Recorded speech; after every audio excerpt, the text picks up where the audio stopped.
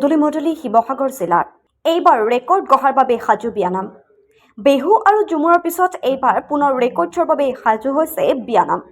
Assam record বুকছত নাম খোদিত কৰাৰ বাবে প্ৰস্তুতি একাংশ মহিলাৰ।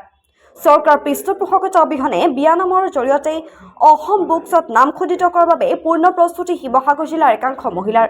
ৰঙালী বিহুৰ পূৰ্বে 1200 মহিলাই বিয়ানাম পৰিৱেশন কৰি গঢ়িব ৰেকৰ্ড। শিৱসাগৰ জিলাৰ ডিমৌৰ সৰোজমুখী সন্মিলিত মহিলা সমাজৰ উদ্যোগত আৰু ডিমৌ আঞ্চলিক সন্মিলিত মহিলা সমাজৰ সহযোগত ৰাজ্যৰ বিভিন্ন প্ৰান্তৰ মহিলাই একেলগে বিয়ানাম পৰিৱেশন কৰিব। শিৱসাগৰ জিলাৰ গৌৰীসাগৰ শতাধিক মহিলাই একত্ৰিত হৈ আখৰাত অংশগ্ৰহণ কৰে। সমাজৰ পৰা ক্ৰমাৎ হেৰাই যাবলৈ ধৰা অসমীয়া লোক সংস্কৃতিৰ এক অংগ বিয়ানামক জীয়াই ৰখা আৰু বিশ্ব দৰবাৰলৈ লৈ যোৱাৰ বাবেই এইসকল মহিলাৰ এই প্ৰচেষ্টা।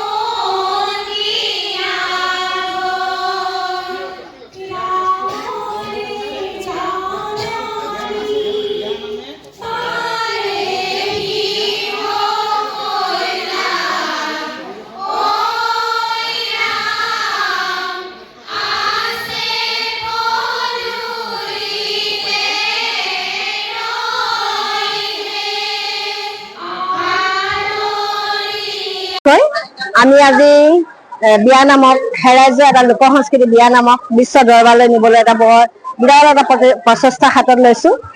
সেয়েহেতু আমাৰ অসমৰ শদিয়াৰ পৰা ধুবুৰীলৈকে যিমানখিনি আই আছে, আয়তী আছে, বিয়ানামৰ লগত যিসকল সহযোগ কৰি লাগি আছে আমাৰ লগত অনবৰতে, আজি আমি ইয়াতে গৌৰীসাগৰ বজাৰত আমি বজাৰ ঘৰতে অনুশীলন দিয়াৰ ব্যৱস্থা এটা কৰিছিলো। আজি 200 গৰাকী হ'ল।